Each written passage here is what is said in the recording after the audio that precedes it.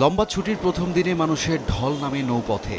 হাকডাক আর লঞ্চের সাইরেনে সদরঘাট লঞ্চ টার্মিনালে ফিরে পায় তার পুরনো জলুস। দীর্ঘ অপেক্ষার পর ঘরমুখো মানুষের উপচে পড়া ভিড়। রং বেরঙের লাইটে আলোকিত লঞ্চ সন্ধ্যার পর থেকে পূর্ণ হতে থাকে যাত্রীতে।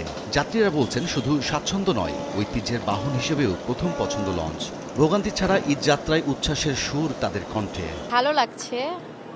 আমরা বাসায় যাচ্ছি আব্বু আম্মুর সঙ্গে ঈদ করার জন্য এবং ফ্যামিলির সবাই ওখানে আছে। খুব বেশি ভিড় আমি বলবো না, যেহেতু একটা সাইড একদমই পদ্মার ওই দিক থেকে চলে যাচ্ছে, দ্যাটস ওয়াই লঞ্চে একটু রিলিফ পাচ্ছি মনে হয় আমরা। বিকেলে টার্মিনাল পরিদর্শনে যান নৌ পরিবহন উপদেষ্টা এম শাখাওয়াত হোসেন।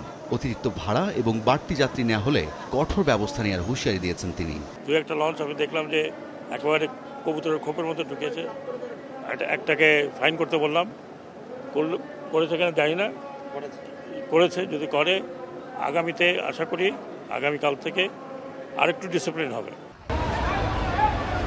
এদিকে ঈদ যত ঘনিয়ে আসছে সড়কে বাড়ছে যানবাহনের চাপ। কোথাও কোথাও যানজটের কারণে ধীর গতিতে চলছে গাড়ি।